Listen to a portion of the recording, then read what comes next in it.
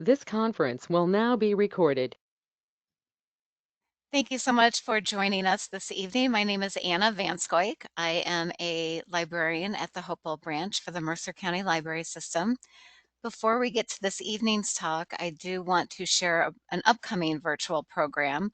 On Thursday, June 6th at 6:30, MCLS is hosting the program Through the Eyes of the Artist, Alphonse Mucha. This program, sponsored by Friends of the West Windsor Library, features Felicia Zavarella Stadelman, an art historian, presenting a talk coupled with stunning images on the life and works of Alphonse Mucha. And again, that is on June 6th at 6:30, and I'm going to go ahead and put that into the chat. So if you're interested, you can register for the event. And of course, I want to invite everyone to visit our website to locate other virtual program offerings as well as events that are taking place in all 9 of the Mercer County Library System branches. And I'm going to go and put a link to that as well into the chat for you to peruse after this evening's program. So tonight's program, Lawrence, Love It or Leave It, the Millham Secession and Other Dissatisfactions is presented by Dennis P. Waters. Dennis Waters is an author, scientist, and retired internet entrepreneur. His first book, Behavior and Culture in One Dimension, was published by Routledge in 2021. He is a visiting scientist at Rutgers University, studying the lichens of central New Jersey. For 12 years, he was township historian in Lawrenceville, and he currently represents Lawrence Township on the Mercer County Library Commission. So without further ado, I'm going to pass it off to you, Dennis. Thank you. And thank you, Anna, and thank you, Laura, and thank you, everyone who's decided to forego the lovely, sunny, warm evening that we're enjoying here in March or whatever this is. May? It's really May, almost June. Hard to believe. So tonight we're going to talk about an interesting episode in the history of Lawrence Township. Starting in the mid 19th century, the southernmost tip of Lawrence, the neighborhood called Millham, became industrialized and grew rapidly in population. And by 1880, more than half of the citizens of Lawrence Township lived in Millham, and it was home to many potteries and rubber factories. In 1882, Millham declared its independence, seceded from Lawrence, and became its own township. But this did not last for long. In 1888, Millham was annexed by the city of Trenton, where it remains to this day. So, if you wanted the short version, you've just heard it. But of course, there's a lot more to it. The history of Millham is very much a part of the history of Lawrence Township, though when we think of Lawrence in the 1800s, we usually don't think of a place like Millham. We think of farms and villages and a prep school and a Presbyterian church and a canal and the prosperous descendants of the original Scots-Irish settlers. A Lawrence that looks something like this. We tend not to think of belching kilns and railroads and tenements and poor immigrant families. So why do we have one historical view of Lawrence, old Lawrence, and not the other? That's also part of the story. Now, before we go any further, I do have one confession to make, and that is that I don't know how to pronounce Millham. I mean, I'm saying Millham rather than Millham, but the name fell out of use more than 100 years ago, and there's no one left alive who heard it pronounced by the people who lived there. So I'm making my best guess. Your mileage may vary. So Millham is an obsolete name. Well, maybe not quite. Here's a view of the Northeast Corridor tracks, just north of the Whitehead Road overpass. And what have we here? We have the Amtrak Millham interlocking, once an important part. It's a switching point north of Trenton. And this building right here is this building, which you can see out of the left side of the train as you approach Trenton. The building is no longer in use, but it was once the nerve center of the Millham interlocking, which is shown in this 1947 diagram. So Millham is not a 100% obsolete place name, just about 99.9%. The funny problem with Amtrak's Millham interlocking is that it is not in Millham. It's about a mile northeast of where Millham was. So, where exactly was Millham? On today's maps, we would say it comprises the Trenton neighborhoods of Top Road and East Trenton. Top Road is roughly the area bounded on the west by Brunswick Avenue and on the east by the Trenton Freeway, south of Brunswick Circle and north of Olden Avenue. East Trenton is roughly between the freeway on the west and the Assunpink Creek on the east, south of Strawberry Street and north of Hart Avenue. I say roughly because the official boundaries changed many times over the years. We'll get to that in a bit. You should assume that when I speak of Millham, I'm talking about the neighborhood in general and not necessarily an area with really well-defined boundaries. This little map you see up here in the corner you've already seen and you'll see again. It was published in 1875 and it shows the basic boundaries, although you could ignore this little bit up here, which was never developed as planned. That's where Halo Farm and the Farmers Market are today. The early history of Millham is bound up with many well-known names from Trenton history. The entire tract was part of a much larger property, originally purchased by Mahlon Stacy in 1676. Stacy purchased 3,500 acres, essentially the north side of Assunpink Creek, between the Delaware River and the Shabakunk Creek. The following year, Stacy sold the portion that would become Millham to Thomas Lambert, after whom Lamberton was named. In 1688, the land became part of Nottingham Township, and when Maidenhead was formed in 1697, being above the Assunpink Creek, it became part of Maidenhead. And around that time, Thomas Lambert died and willed the land to his son Thomas Jr., who in 1738 willed it to his daughter Hannah, who was married to Dr. Thomas Cadwallader. Here's Tom, the first Burgess of Trenton, confidant of Benjamin Franklin and founder of the Trenton Free Public Library. By this time, Hunterdon County had been created, and at least part of Millham was in Trenton Township, which had been carved out of Maidenhead in 1719. The exact boundaries are not clear, but some of what we're calling Millham today was in Trenton and some was in Maidenhead.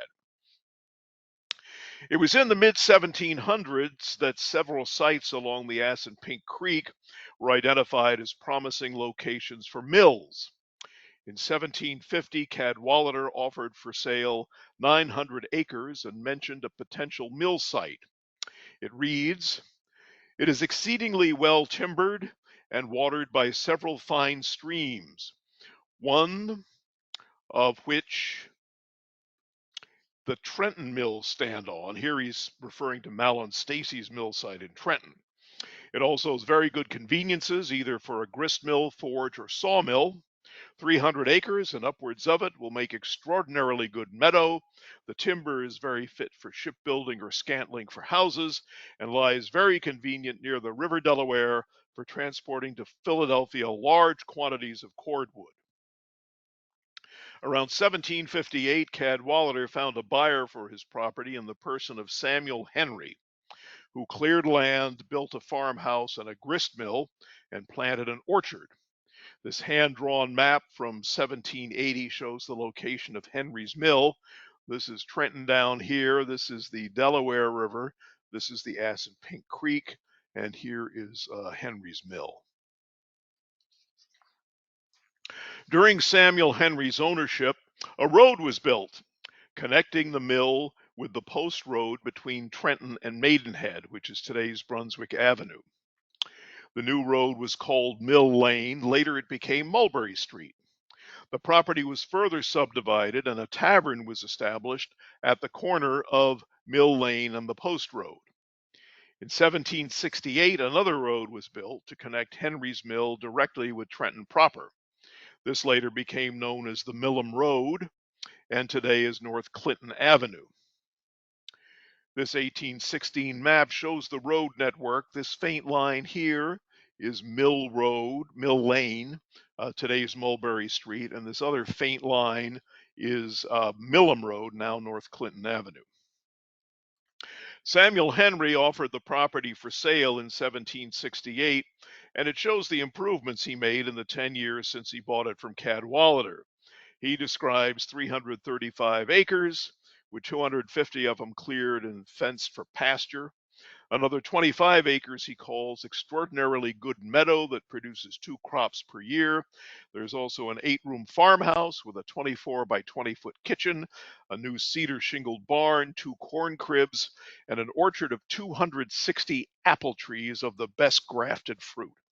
There's also a stone grist mill standing on the Assunpink, which he calls a stream never failing. And as for all of those apples that Henry was growing around 1770, a distillery was opened on Mill Lane. Now, if you know something about the 10 crucial days, then the name Samuel Henry's Mill may ring a bell, because it and Millham were bit players in the Second Battle of Trenton on January 2nd and 3rd, 1777. Here in Lawrence, we tend to focus first on the delaying action of Colonel Edward Hand through Maidenhead, and then the narrative switches to Trenton and the bloody fighting that took place as the British and Hessians tried to cross the stone bridge over the Assunpink Creek. But Washington and Cornwallis both knew that the stone bridge in Trenton was not the only way to get across the Assunpink. Further upstream were 2 fording points, each the site of a mill, and Washington placed troops from General Arthur St. Clair's regiment at each, Samuel Henry's Mill at Millham and Phillips Mill at what is now Whitehead Road. Late on the night of January 2nd, when Washington began moving his army along the back roads to Princeton, the fires and noisy activity left behind as a decoy stretched along the creek as far as both mills. Had Washington not slipped away overnight, Cornwallis planned to cross the Assunpink upstream from Trenton and attack Washington's right flank, but it was not to be. Samuel Henry himself had once been suspected of being a Tory sympathizer, and in July 1776 had actually been thrown in jail for expressing some unsavory comments, probably on Facebook. But he was released and allowed to return to his mill after promising to mend his ways. After Samuel Henry's death in 1784, the property was further subdivided, with the mill site going to Jacob Phillips and the balance of the property to Philemon Dickinson. Philemon is not as well known as his big brother, founding father John Dickinson, but he had an illustrious career commanding the New Jersey militia during the American Revolution. He was a delegate to the Continental Congress and served as U.S. Senator from New Jersey.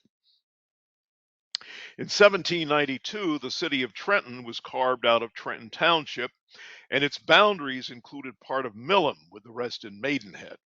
The shaded area was within the original Trenton boundary. But the area marked number 8 up here was in Maidenhead.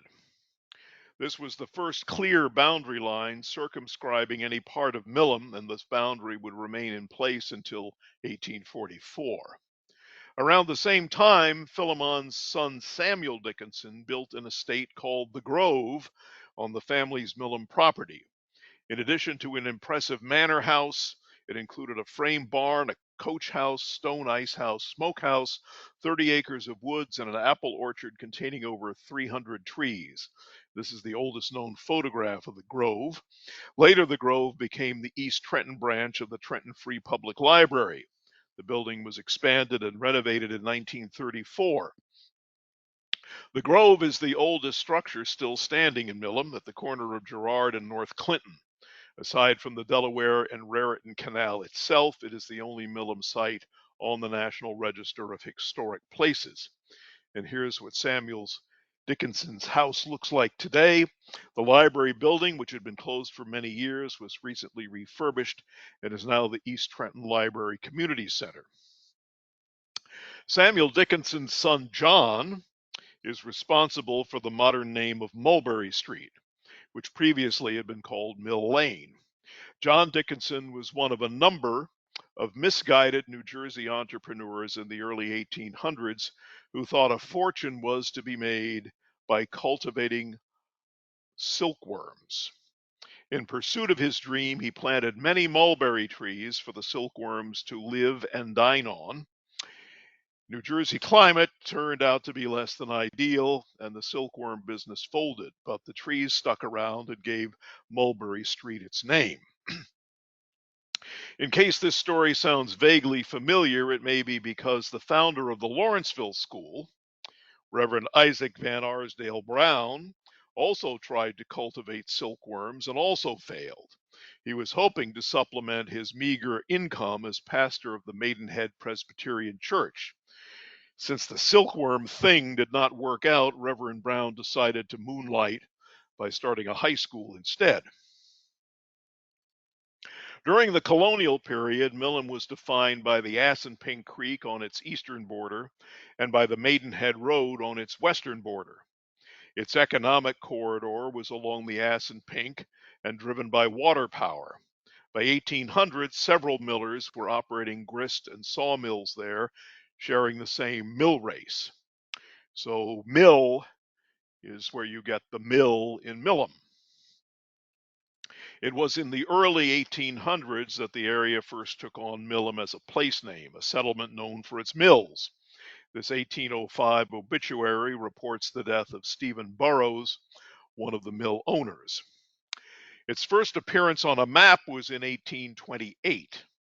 After that, Millham became the generally accepted name for the place. This 1835 map of Trenton shows Millham as a small village of several buildings on the Assunpink Creek. The various mills changed hands numerous times over the ensuing decades. Beyond grist mills and sawmills, a woolen mill and a blacksmith shop were also established in the area. Now let's take a quick look at the local geography that made this a good site for mills. You see right here that the Assunpink Creek forms a little loop. It almost meanders right off the edge of the map.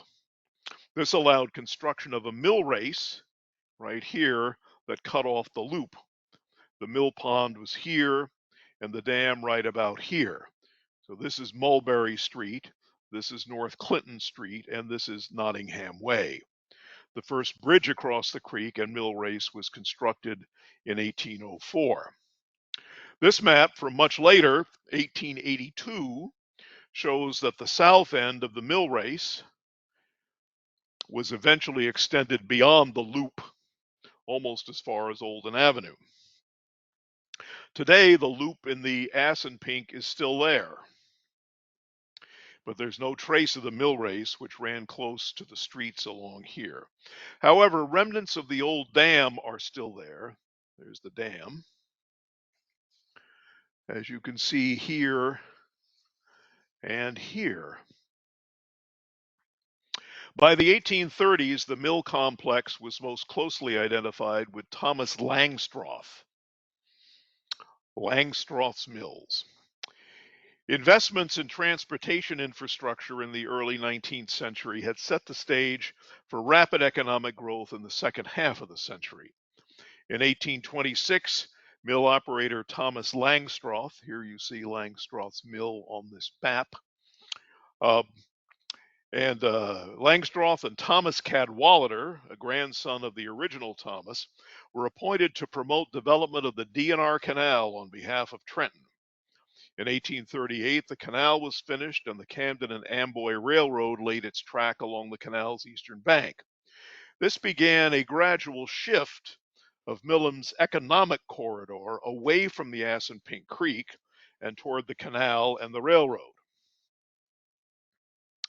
The first general store opened for business in Millham around 1835.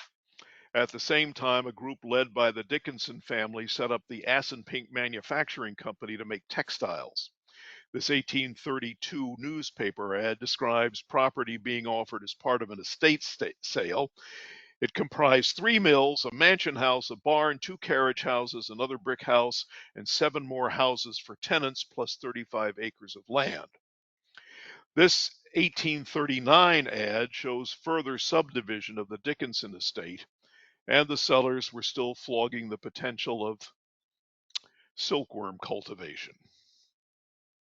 By 1840, Assunpink was home to many mills and its first industrial buildings. In 1845, one mill was converted to a brass foundry.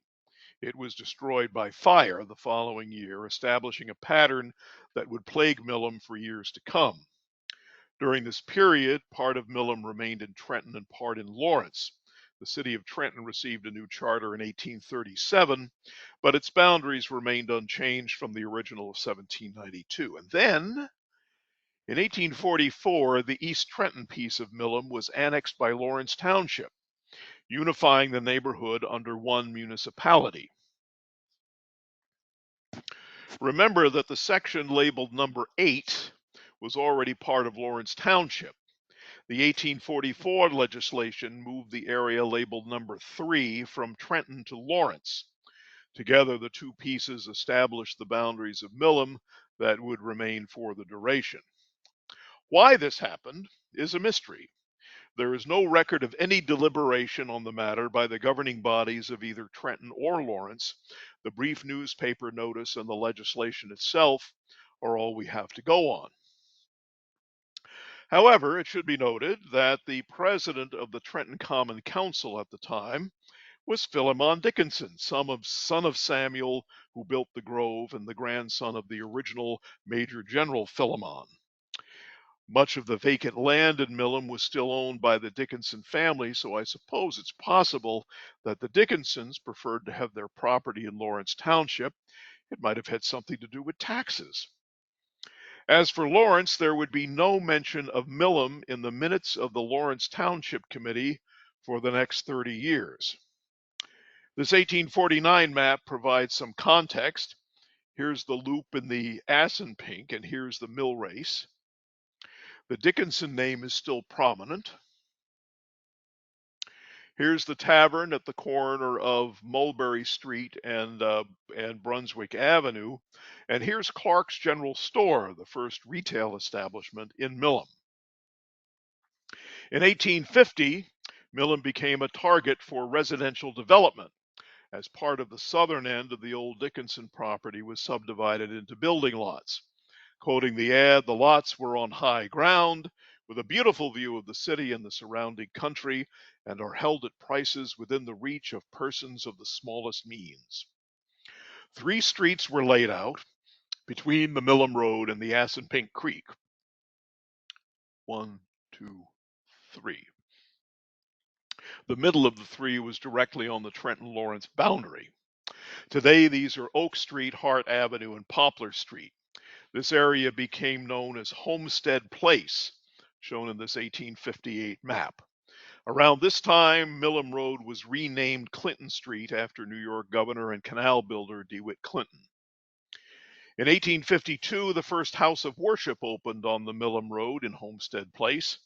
This was the Homestead Methodist Episcopal Church, which was affiliated with Trenton's Green Street Church.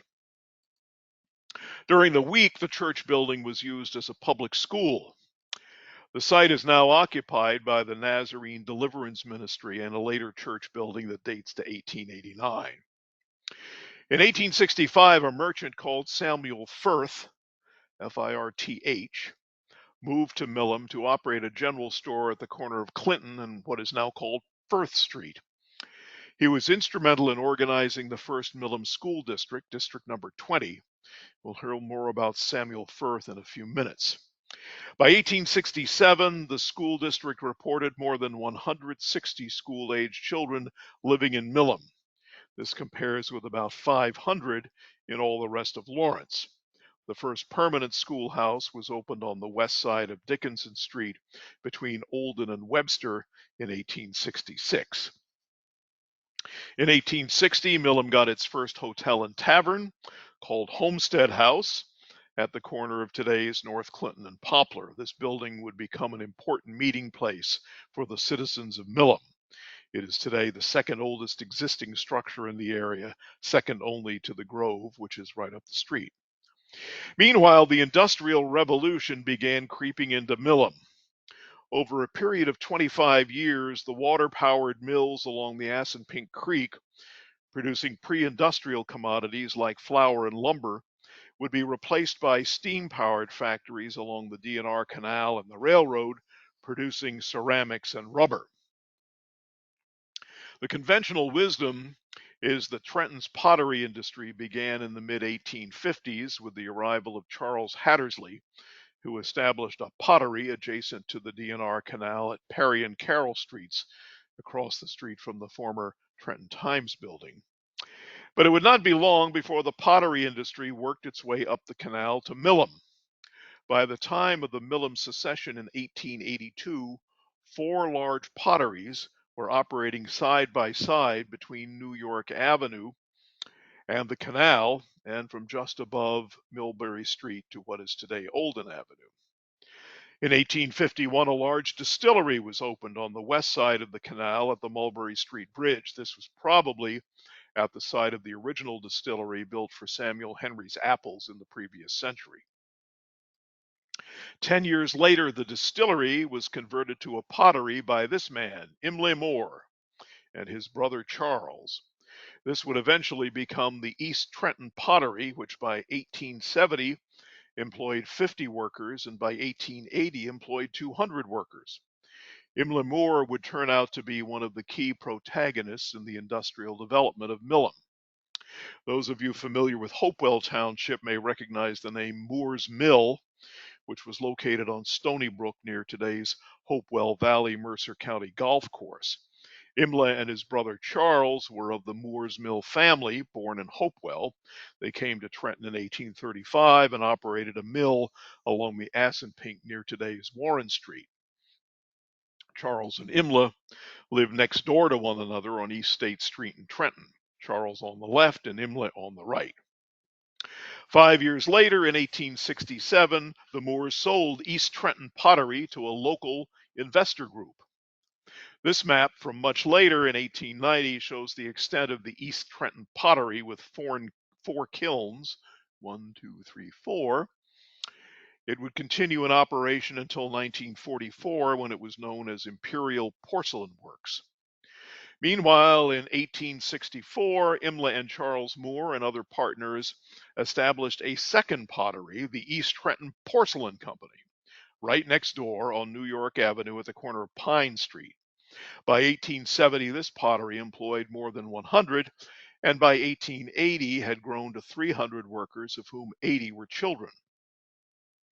The Moores continued to operate it until 1884. It later became Anchor Pottery and continued operating until 1978 under the name Stangl Pottery. Here is what it looked like in 1890 with 9 kilns in operation. So far, we have East Trenton Pottery and East Trenton Porcelain. What would be a novel name for the next one? How about East Trenton Crockery and Kaolin Company? Imlay Moore and colleagues started this one in 1865 on New York Avenue on the north side of Mulberry Street, across Mulberry from East Trenton Pottery. This eventually became American Crockery, which is a good thing because it's difficult keeping all of these East Trenton operations straight. By 1880, American Crockery employed almost 200 workers. Imlay Moore was today what we would call a serial entrepreneur. He was not that interested in operating potteries, more in starting them up and selling them off to other investors. By 1890, American Crockery was known as Globe Lamp and Pot Works, with 4 kilns. Until Enterprise Pottery was founded in 1880, these 3 were the dominant ceramics producers in Millham. Enterprise opened south of the other 3 at the corner of Olden and New York Avenues. There were also a half dozen smaller potteries that came and went in Millham throughout the years. It's likely that by 1880, at least 1,000 workers were employed in the potteries of Millham, which, as we recall, was part of Lawrence Township. So impressive was the pottery scene in Trenton and Millham that in 1880, Harper's Magazine sent a reporter to visit. She wrote up her findings in a lavishly illustrated 13-page article called Pottery in the United States. She writes, "A 2 hours ride from New York by rail takes one to Trenton, in point of production the principal seat of ceramic manufacture in the United States. As the train whirls rapidly along and enters the suburbs of the town," by the suburbs of the town she clearly means Millham, one catches a glimpse of groups of substantial new buildings whose ruddy flame-crowned cones proclaim that the great industry is striking its roots outward from the center with its crowded factories and its network of railways and canals. So in 1881, the year before secession, the major potteries in Millham looked like this. In the 1870s, one of the potteries had built some housing for workers right across the street on the other side of New York Avenue. These buildings are still standing, some of the few structural remnants of Millham's pottery industry. There are very few buildings left standing in the neighborhood that date to the time before 1882 when Millham was still part of Lawrence.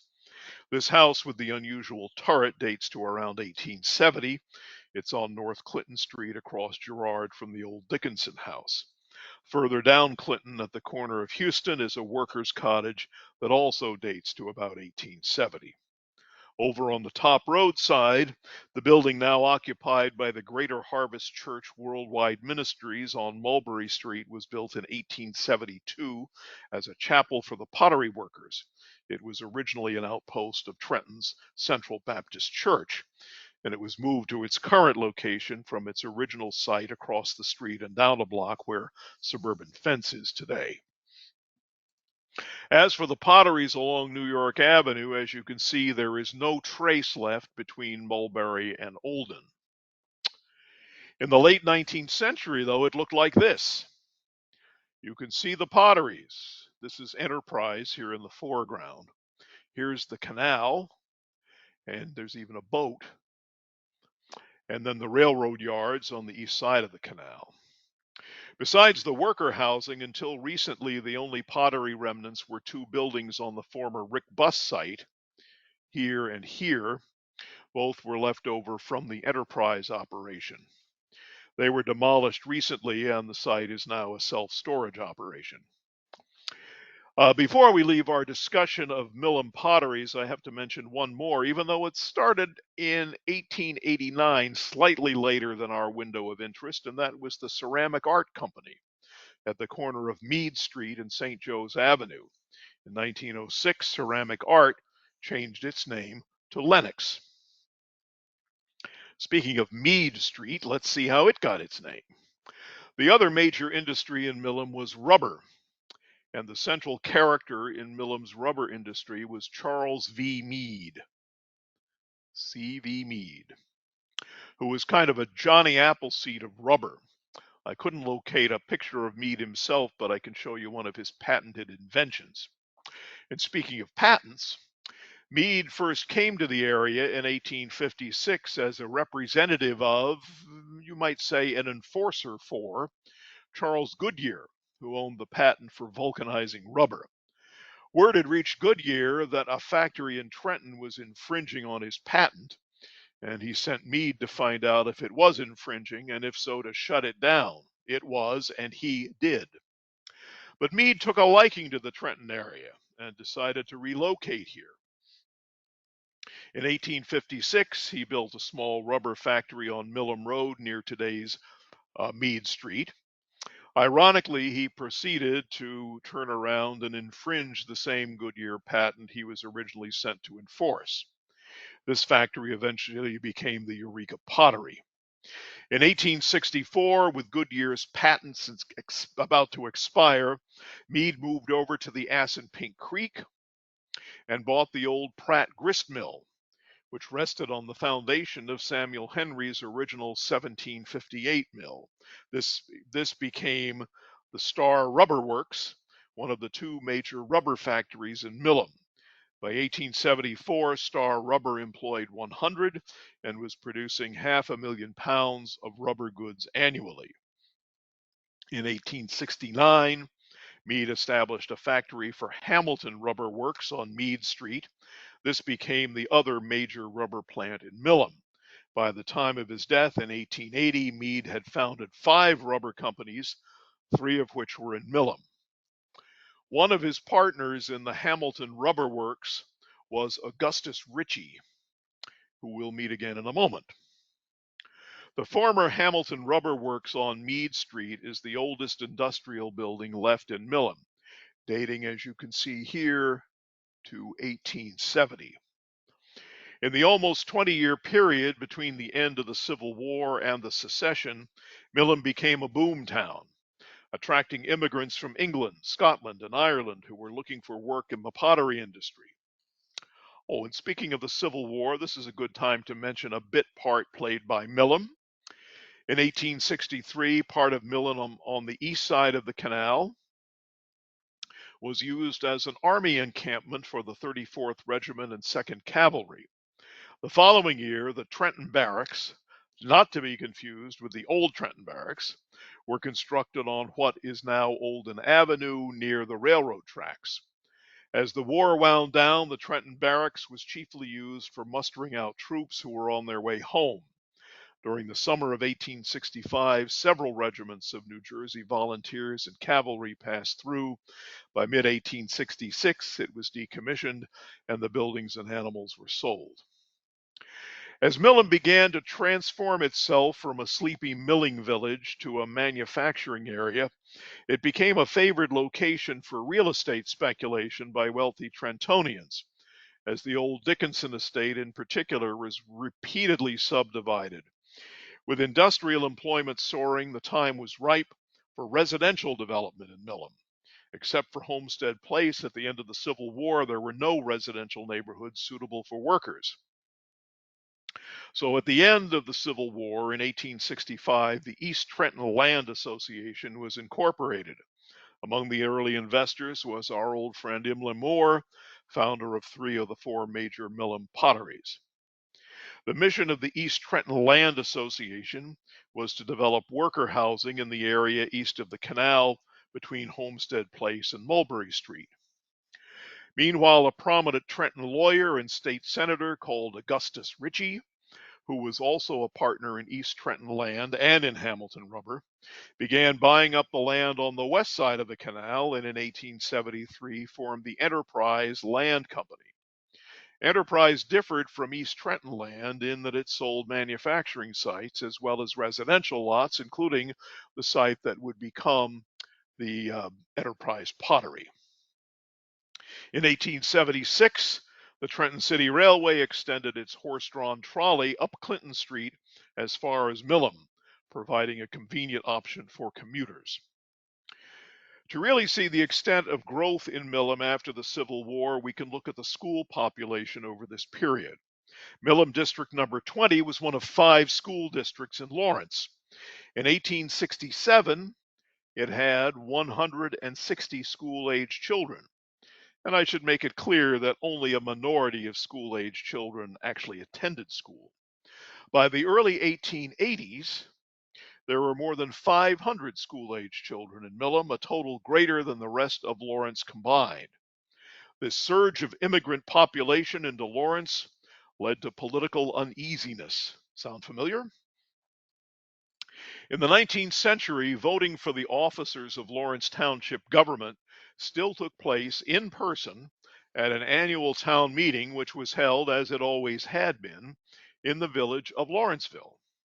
For people who lived in Millham, this 10-mile round trip was a schlep. For all practical purposes, the voters of Millham, rapidly becoming a majority of the population, were disenfranchised by distance.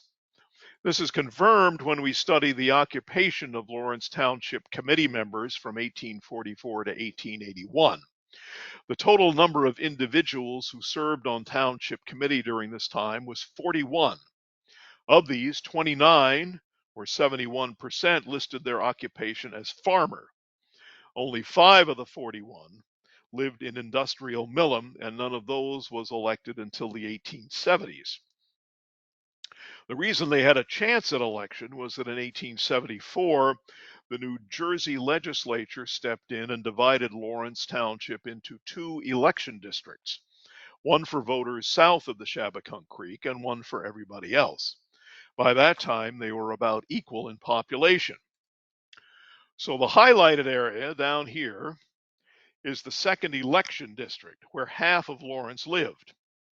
Sure enough, right after the second district was established, the very first Millham resident was elected to township committee.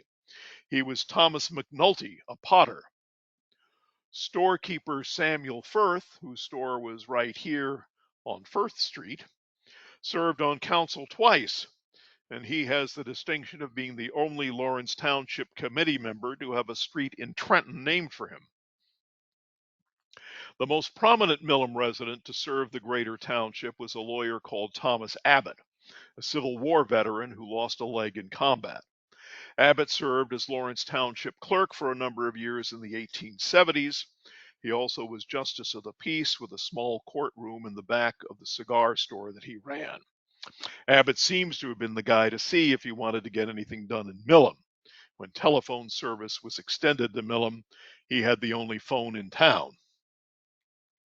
As with the annexation of East Trenton to Lawrence in 1844, there's no formal record of the conversations that led to the secession of Millham from Lawrence in 1882. We don't even really know whose idea it was, Millham's or Lawrence's. Calling it a secession makes it sound like it was Millham's idea, and it probably was, but Lawrence does not seem to have put up much of a fight. One of the underlying reasons was almost certainly cultural. In 1880, Millham accounted for less than 10% of Lawrence Township's land area, but over 50% of its population. Millham was urban, industrial, and populated by Anglican, Lutheran, and Methodist immigrants who worked in the potteries and rubber factories. The rest of Lawrence remained rural, agricultural, and largely under the control of the Presbyterian descendants of the founding families. This is made clear in the 1880 census. For the first time, Lawrence was divided into two census enumeration districts, and they were as different as night and day. There's no record of exactly where the dividing line between the districts was laid, but it's reasonable to assume that it paralleled the 1874 division into election districts. In other words, one census district was largely below Shabakunk Creek and everyone else was in the other one. Here's an 1880 census sheet from enumeration district number 94 in North Lawrence. Notice the occupations. It goes through many pages like this, and just about everybody is a farmer. Likewise for birthplace. Almost everyone was born in New Jersey. Now look at the other enumeration district, number 95. The most common employment was pottery, and the majority of the population was foreign born, mostly England, Scotland, and Ireland. Related to this is the fact that most of the land in North Lawrence was owned by the families who farmed it. It was a community of landowners. In Millham, most of the land was owned by out-of-town real estate speculators, and by out-of-town, I mean Trenton. It was a community of renters. There's some evidence that Lawrence Township had more than a little trouble collecting property taxes in Millham. Millham had a reputation as a rowdy neighborhood as well. One former resident reminisced that in order to stay away from trouble, folks returning to Millham from Trenton after dark would avoid Clinton Street and instead walk down the railroad tracks. He said Millham had, in his words, only a semblance of government. In 1884, the Presbyterian Church of Trenton, in laying out the priorities for its ministry, wrote of, and I quote, "the necessity of Sunday school work in Millham in view of the spiritual destitution of that population." But the situation was perhaps best summarized in a snarky newspaper editorial comment in 1877. The report that Millham is going to have a fire department is contradicted. It is more in need of a police department. But the business about a fire department wasn't a joke. The straw that broke the camel's back on the road to secession may simply have been the most important of municipal services, public safety. With all of the flaming kilns, destructive fires were a regular feature of life in Millham. Trenton had established a fire company in 1846, but by the time the alarm was sounded and the engine got all the way out to Millham, it usually arrived too late to do anything. Lawrence Township itself would not have its own fire company for another 30 years in Slackwood. In 1879, the Trenton Water Company laid its first water mains up Clinton Street as far as Millham.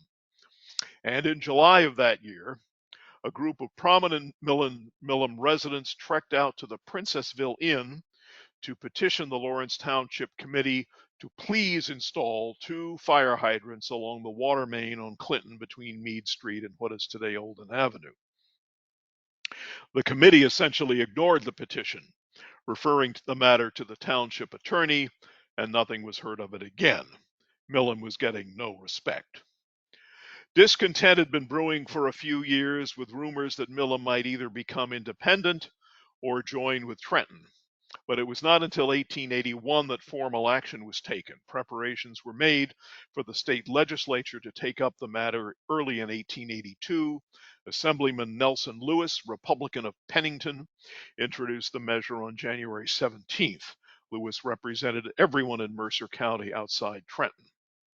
It's worth pointing out how little say local residents had in these matters in the 19th century. There was no vote, no referendum. The legislature could act unilaterally. Anyway, in January 1882, the deed was done, and the residents of Millham celebrated their independence with a huge bonfire.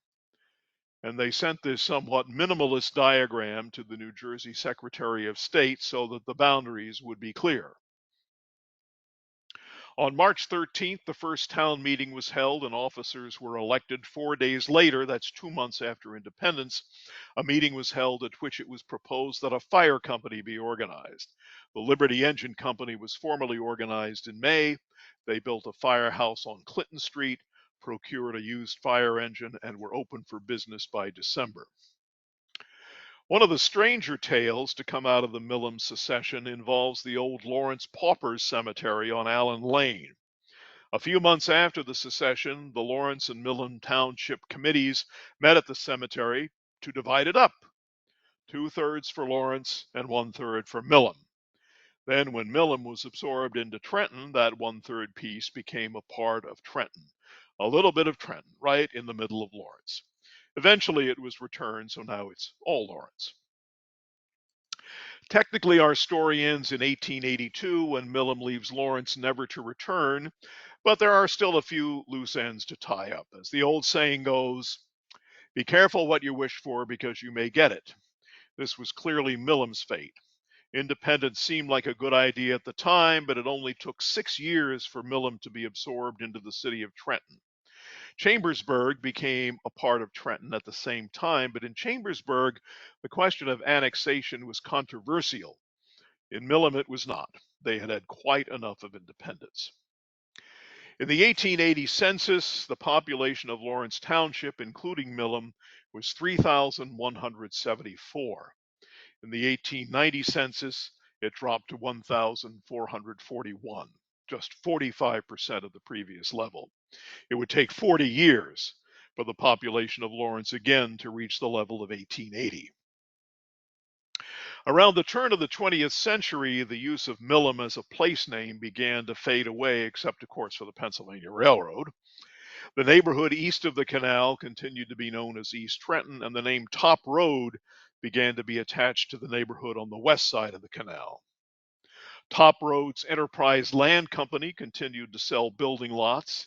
In 1911, it was taken over by the Colonial Land Company, which would go on to develop Colonial Heights and Colonial Lakelands in Lawrence. Political misunderstandings came and went over the years, but the S word, secession, was only mentioned a couple of times. In 1950, a secession threat was triggered by the anticipated arrival of, are you ready, the Ewing Lawrence Sewer Authority. Several hundred residents living on the Lawrence side of Brunswick Avenue opposite the Top Road neighborhood were perfectly happy with their sewer service from Trenton and did not want to pay more to be connected with Elsa. Needless to say, secession turned out to be an empty threat. The only other record of a secession threat that I could find was during council elections in 1955, during which some residents wanted Lawrenceville Village to become its own municipality, like the former Princeton Borough, a hole in the larger donut. This idea got no traction. A decade later, in 1964, the Lawrence Township Junior Chamber of Commerce poked a stick in the hornet's nest when it conducted a community survey. One of the survey questions was whether Lawrence should be annexed to Trenton. With few exceptions, the community's answer was no thank you. One resident suggested that his neighborhood would secede if consolidation with Trenton ever became a reality. So, what can we take away from the Millham story? There's an old statistics joke about the guy who has his head in the icebox and his feet in the oven, so on average he feels fine. Lawrence is kind of like that, with one end butting up against genteel Princeton and the other end against not so genteel Trenton. In the big picture, then, we could conclude that Millham's secession set the stage for 140 years of periodic misunderstandings between South Lawrence and North Lawrence. Over the decades, this has played out and us versus them disputes about zoning, about sewers, about affordable housing, about the public schools, about taxation, and who knows what else. You only have to spend a few minutes on Facebook to know that this dynamic continues to play out today. But it all started with Millham, and it ended with Millham too. Nothing since has led to anything as dramatic as secession, so it seems like South Lawrence and North Lawrence are stuck with each other. So I would like to thank everyone who contributed to my research on the Millham story, and thank you all for being here with me this evening. I'd especially like to acknowledge the inspiration of one of my predecessors as township historian, the late Bob Imordino, for whom the Millham story was a bit of an obsession.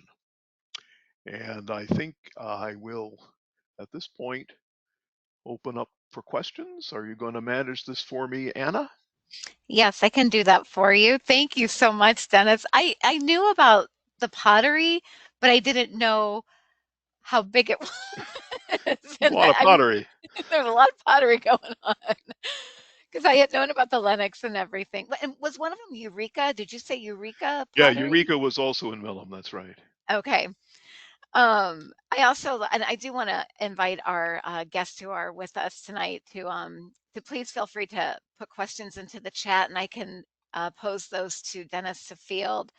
Um, I guess one of the things I was wondering while you were showing all this, the news clippings and the maps, and one of my favorite things you do is when you show the older historical maps and then it's overlaid with what we see today, and it just gives you that perception of where we are and how much it's changed and the remnants that are still there.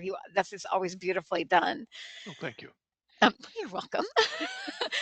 And one of the things I wondered about was that I think you said it was hard. You don't know for sure, like there's no primary documents from that time, like showing any kind of tension from the residents about which way to go in the earlier days. Is that correct? It was just kind of, you knew this was going on, but you're looking at it in a retro way. So we don't really know what they were thinking at the time. Yeah, there was no, sort of like today, there was no real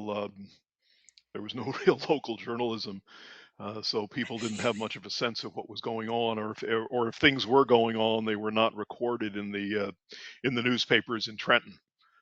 I looked through everything, and there was really no indication. I mean, there were occasionally indications that there was some dissatisfaction, but nothing about an organized attempt or who the ringleaders were or any of that sort of thing.